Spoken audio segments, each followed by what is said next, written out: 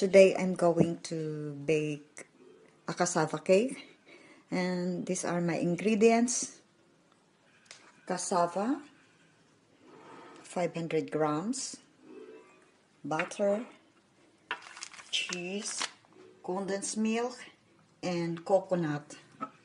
I'm using this coconut because walay coconut diri nga fresh, so magkan na lang. So mix all my ingredients. I will pour this to 1 can of coconut and my melted butter.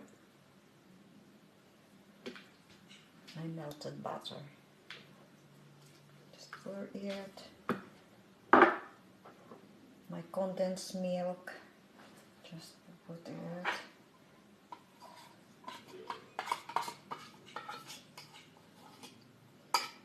Then mix together.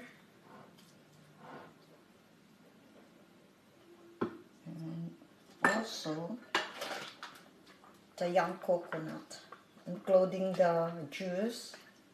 Put it together. And also put the cheese together with the cheese. So I will mix it together. I will mix it. Wow, it's yummy.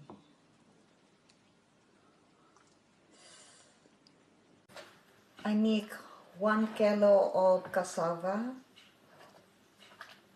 Kay baunon ako og ipanghatag sa mga friend.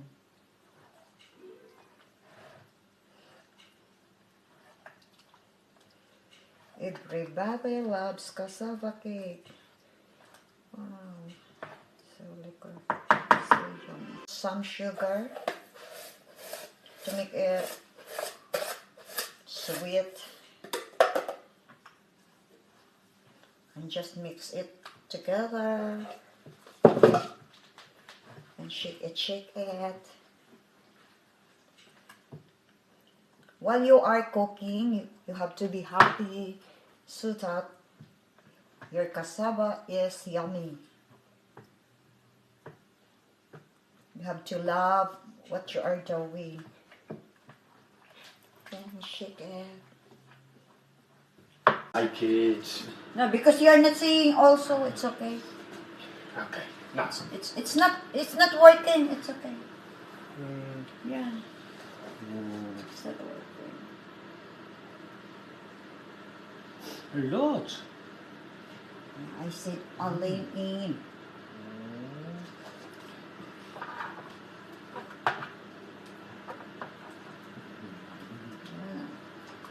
Goed bezig. I make 1 kilo of cassava. Kay baunon ako og ipanghatag sa mga friend.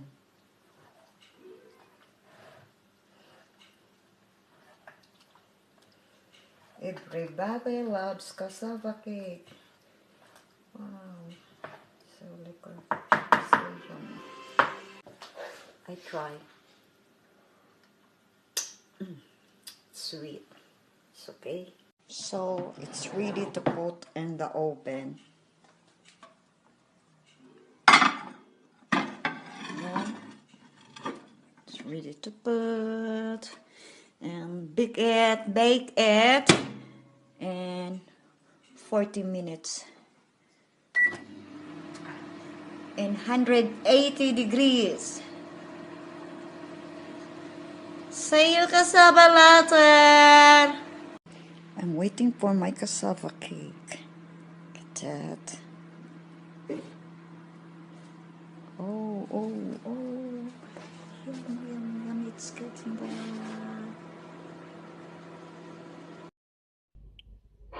This is my cassava cake. It's already done. Yeah, it's yummy and liquor. And this is my cassava cake. Thank you for watching. And till next time, God bless you all.